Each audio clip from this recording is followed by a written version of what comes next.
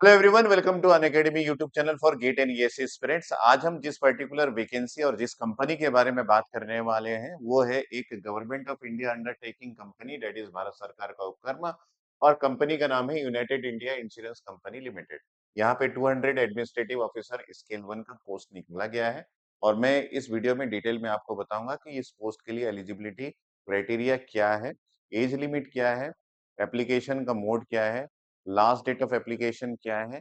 और उसके अलावा मैं आपको ये भी बताऊंगा कि यहाँ पे आपका पर मंथ सैलरी क्या होने वाली है और एग्जामिनेशन कैसे होगा, एग्जामिनेशन सेपरेट होगा तो उसका डेट क्या है।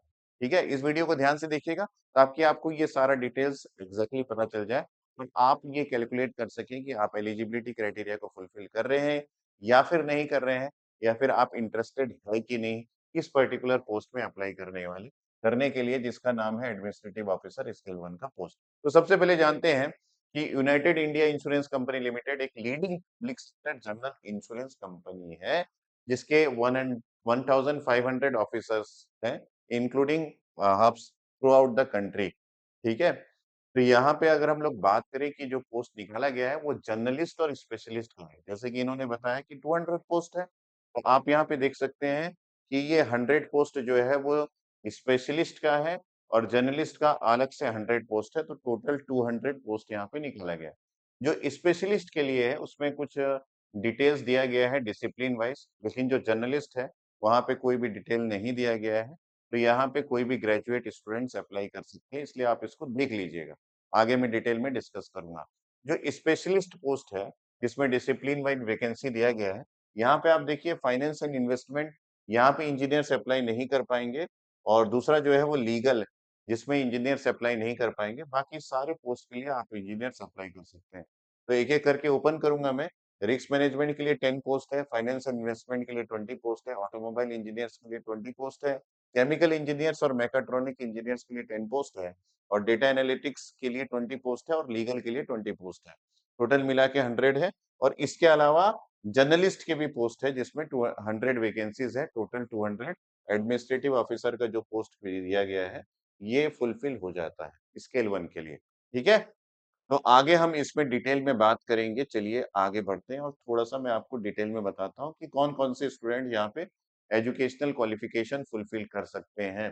तो आपके पास जो आप जिस भी पर्टिकुलर एजुकेशनल क्वालिफिकेशन की बेसिस पे पोस्ट के लिए अप्लाई कर रहे हैं, उसका जो पास सर्टिफिकेट है, वो आपके पास अवेलेबल होना चाहिए। यानी कि अपीयरिंग स्टूडेंट यहाँ पे अप्लाई नहीं कर सकते, और अगर पासिंग सर्टिफिकेट है, तो आपके पास 30th ऑफ सितंबर 2024 के पहले का पासिंग सर्टिफिकेट होना चाहिए, जाके आप इसमें अप्लाई कर सकते हैं। यानी कि आपकी डिग्री या फिर आपका पोस्ट ग्रेजुएशन जो भी है, जिसके थ्रू आप इसको अप्लाई करेंगे, उसका सर्टिफिकेट आपके पास 39 2024 तक आ गया होगा।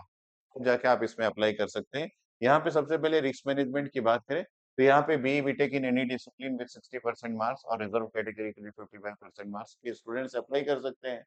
लेकिन उसके साथ-साथ उनके पास रिस्क मैनेजमेंट का पोस्ट ग्रेजुएशन होना चाहिए।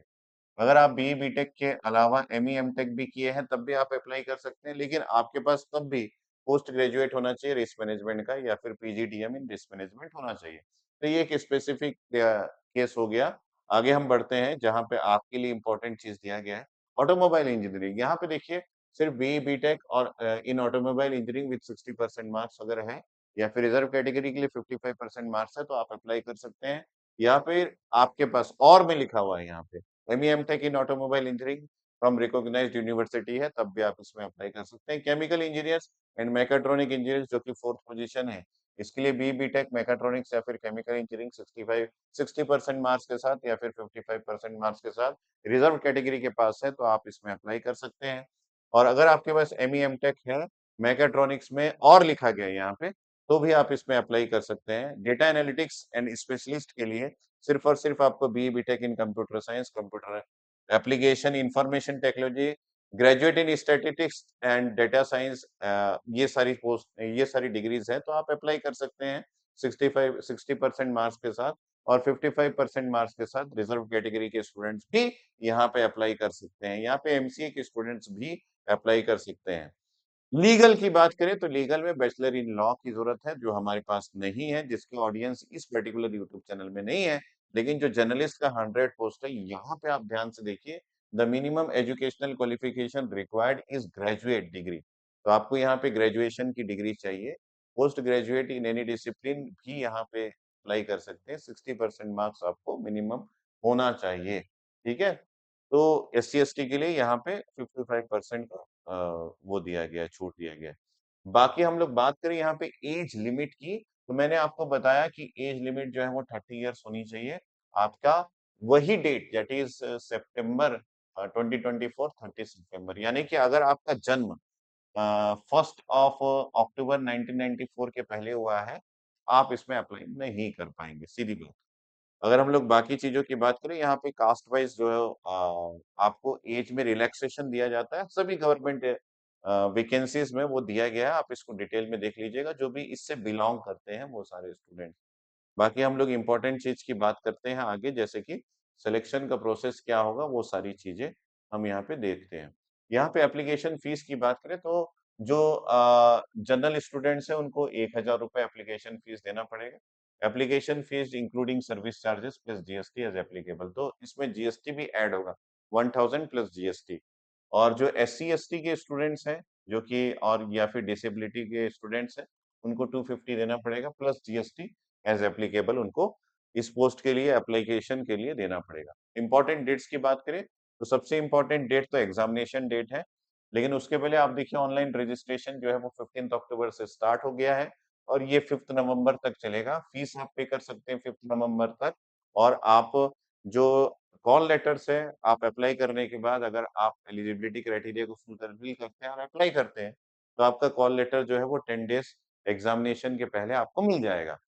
लेकिन कौन-सा डेट है एग्ज़ामिनेशन का? अभी के लिए जो टेंटेटिव डेट है वो 14 दिसंबर 2024 रखा गया है। मतलब आपके 14 दिसंबर 2024 के पहले 10 दिन पहले यानी कि आप बोल सकते हैं कि 4th ऑफ दिसंबर 2024 को आपको कॉल लेटर मिल जाएगा। तो आप इसके लिए विज़िट करते रहिएगा। इनका जो वेबसाइट है उसको वहाँ पे आपको सारी चीज़ें मिल जाएँगी। एप्लीकेशन प्रोसीजर सेम वही है जैसे कि एप्लीकेशन के लिए रजिस्ट्रेशन ऑनलाइन करना पड़ेगा, फीस पेमेंट करना पड़ेगा। फोटोग्राफ सिग्नेचर अपलोड करना पड़ेगा, सारा डिटेल यहाँ पे दिया गया है। सिलेक्शन का प्रोसेस क्या है, ये बहुत इम्पोर्टेंट है। सिलेक्शन का प्रोसेस ऑनलाइन एग्ज़ामिनेशन होगा, उसके साथ-साथ इंटरव्यू भी होगा। लेकिन ये जो ऑनलाइन एग्ज़ामिनेशन है, ये ऑब्जेक्टिव और डिस्क्रिप्टिव दोनों है। तो सबसे पहले जैसे कि स्पेशलिस्ट की पोस्ट के लिए, अगर हम लोग ऑब्जेक्टिव टेस्ट की बात करें क्योंकि यहाँ पे सारा ऑब्जेक्टिव टेस्ट है। यहाँ पे आपको 200 क्वेश्चन्स पूछे जाएँगे, जिसका मैक्सिमम मार्क्स 250 मार्क्स होगा। और जो टाइम ड्यूरेशन है वो 150 मिनिमम का दिया रहेगा। यहाँ पे reasoning, English language, quantitative aptitude, general awareness, computer knowledge और आपके जो प्रोफेशनल नॉलेज है उस पे भी क्वेश्चन आपको पूछा जाएगा। सभी ऑब्जेक्टिव है और यहाँ पे आप देख सकते हैं सभी के लिए डिजायर्ड जो है वो टाइम ड्यूरेशन दिया गया है। यानी कि रीजनिंग के लिए आपको 20 मिनट्स का टाइम दिया जाएगा, इंग्लिश लैंग्वेज के लिए 30 मिनट्स का, ऐसा पूरा डिटेल दिया गया है। और यहाँ पे लैंग्वेज भी दिया गया है, जैसे कि सिर्फ इंग्लिश जो है वो इंग्लिश लैंग्वेज में होगा, बाकी सब में इंग्लिश, हिंदी का ऑप्शंस आपके पास रहेगा। इसी प्रकार जर्नलिस्ट के लिए जो सारे स्टूडेंट्स अप्लाई करने वाले हैं, वहाँ पे भी reasoning, English language, quantitative aptitude, general awareness और कंप्यूटर नॉलेज का ऑब्जेक्टिव टेस्ट होगा, जो कि 200 मार्क्स का 200 क्वेश्चंस होंगे, 250 मार्क्स का होगा, 150 मिनट्स आपको दिया जाएगा। यहाँ पे इंग्लिश लैंग्वेज को छोड़ के बाकी सभी में इंग्लिश, हिंदी का ऑप्शन आपके पास अवेलेबल होगा। आप देख सकते हैं कि ये सारे सब्जेक्ट्स आपको पूछे जाएँगे। इसके अलावा आपका एक डिस्क्रिप्टिव टेस्ट भी होगा, जो कि 30 मिनट्स का होगा, जिसमें जो क्वेश्चन्स पूछे जाएँगे वो लेटर राइटिंग का 10 मार्क्स होगा और उसके अलावा एसे का 20 मार्क्स आपको पूछा जाएगा। तो जब तक आप ऑब्जेक्टिव क्लियर नहीं करते, आप डिस्क्रिप्टिव में अप्लाई नहीं कर डिस्क्रिप्टिव के लिए आप एलिजिबिलिटी फुलफिल नहीं करेंगे। इसलिए सबसे पहले आप ऑब्जेक्टिव क्लियर कीजिए, उसके बाद ही डिस्क्रिप्टिव के लिए आप एलिजिबिलिटी को पूरा कर पाएँगे। यहाँ पे लिखा है the descriptive test will be English and will be conducted through the online mode only. Each candidates will be required to obtain a minimum score for each sections of objective test. ठीक है? तभी जाके आपकी short listing की जाएगी descriptive test के लिए। ठीक है? तो यहाँ पे ये सारी डिटेल्स तो हमको पता चल गया है। अब हम यहाँ पे बात करें कि आपकी जो सैलरी होगी वो क्या होगी? तो उसके लिए हम थोड़ा-सा आगे बढ़ते हैं। और उस पर्टिकुलर पार्ट में चले जाते हैं जहाँ पे सैलरीज़ के बारे में डिटेल लिखा गया है। ठीक है? ये इंटरव्यू के लिए भी मैंने आपको बताया कि एक इंटरव्यू भी है। The candidates qualified in the competitive online written examination, उसी को इंटरव्यू के लिए कॉल किया जाएगा। और आपका इंटरव्यू और जो आपने जो सब्जेक्टिव और डिस्क्रिप्टिव टेस्ट ऑब्जेक्टिव टेस्ट दिया है, उसका वेटेज जो है वो 75:25 होगा, ठीक है? मतलब 75 परसेंटेज का वेटेज जो है वो आपके रिटन टेस्ट जो कि ऑब्जेक्टिव और डिस्क्रिप्टिव का है, और 25% जो है वो इंटरव्यू का रहेगा, ठीक है? तो ये सारी डिटेल्स दी गई है, और इम्पोर्टेंट डेट्स मैंने ऑलरेडी डिस्कस कर रखा है।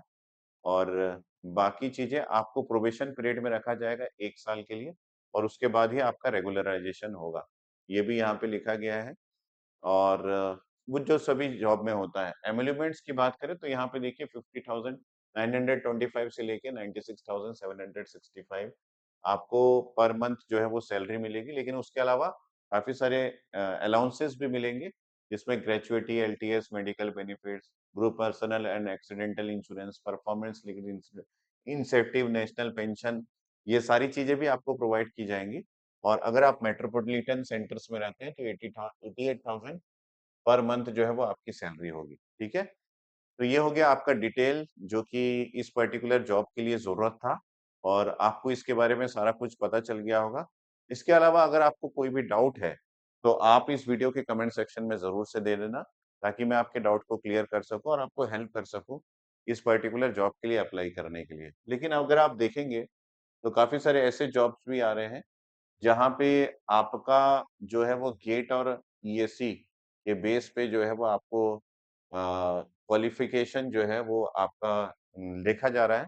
तो सबसे इम्पोर्टेंट यहाँ पे गेट का है, तो इसलिए मैं आपको बता दूँ कि अनअकैडमी के लर्नर्स जो इसके पहले 2024 गेट तक 7 ऐसे रैंकर्स हैं जिन्होंने AR1 जो है वो सिक्योर किया है। They are from the Unacademy only. और अगर अगर बात करें तो अभी 5,999 में 50% डिस्काउंट के साथ 1 मंथ एक्सटेंशन के साथ आपको अभी कोर्स मिल जा रहा है। ये 2025 का, जहाँ पे आप कोड यूज़ कर सकते हैं SDSIR10। इस कोड को यूज़ करके आप इस पर्टिकुलर प्राइस में सब्सक्रिप्शन ले सकते हैं, ठीक है? तो ये कोड SDSIR10 आप ध्यान से देख लीजिएगा। इसके अलावा मैं आपको बता दूँ कि जो आपका गेट का सब्सक्रिप्शन है जो कि 5,999 में मिल रहा है, उसमें आप क्रैश कोर्स जॉइन कर सकते हैं गेट और पीएसयू का, इलेक्ट्रिकल और इलेक्ट्रॉनिक्स के दोनों स्टूडेंट 2025, जो कि स्टार्ट हो रहा है 28th ऑफ सितंबर से।